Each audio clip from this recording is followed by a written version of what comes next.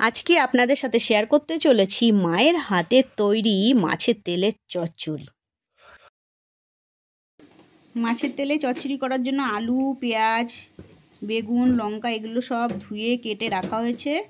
আর মাছের তেলটা এটা কি মা নুন হলুদ মাখিয়েছো? কিছু মাখাইনি এখন। ও মাখাবে তো? ও আচ্ছা, এমনি ধুয়ে রেখেছো? আচ্ছা, মাছের তেলটা এরকম ধুয়ে রেখেছে। এখন মাছের তেলে চচ্চড়ি হবে, তাই জন্য তেল দিয়ে সর্ষের তেল দেওয়া হয়েছে আর তেলটা গরম হয়ে গেছে। এর মধ্যে এখন দেওয়া হচ্ছে কালো জিরে ফোড়ন।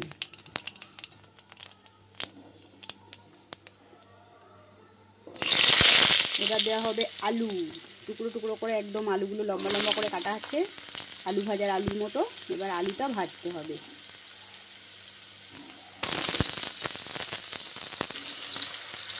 আলুটা ভাজার সময় একবারে মাছের তেলটাও দিয়ে দেওয়া হবে।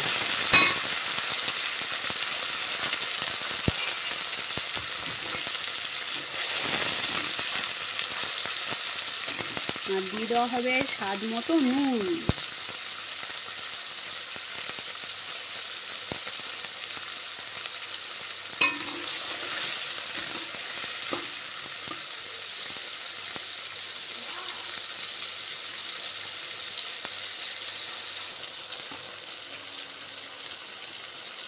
মাছের তেলটা দিলে যেন আরেকটু তেল বেরোয়, তাই না এর মধ্যে কি?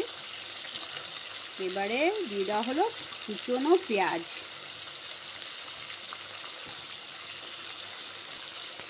এবার দিয়ে দেওয়া হবে হলুদ। হলুদটা খুব অল্প করেই দেওয়া হয়েছে, একটু বুঝে সুঝে দিতে হবে।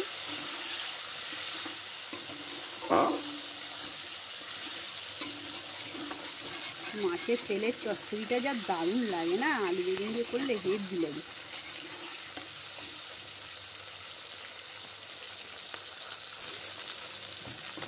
পেঁয়াজটা হালকা ভাজা হলে তারপরে বেগুন দিতে হবে।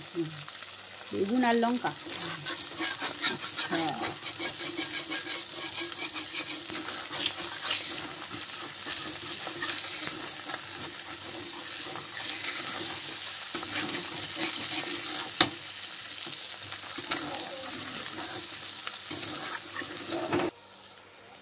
এবার দিয়ে দেওয়া হলো বেগুন আর কাঁচা লঙ্কা চিড়ে রাখা হয়েছিল, সেগুলো দিয়ে দেওয়া হলো। এবার একসাথে আবার এটা ভাজতে হবে।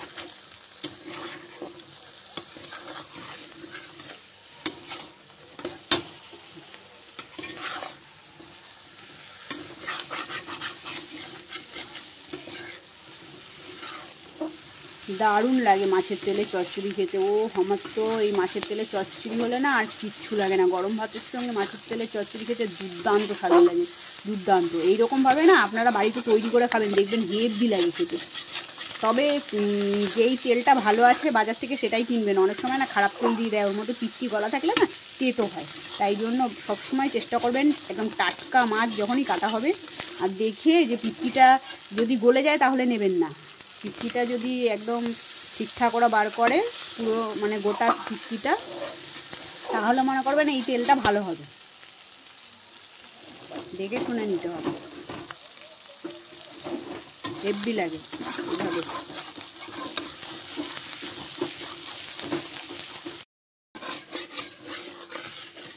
এই যে মাছের তেলে চচ্চড়ি হয়ে গেছে আর বেগুনটাও গলে গেছে। এবারে এটা নামিয়ে নিতে হবে।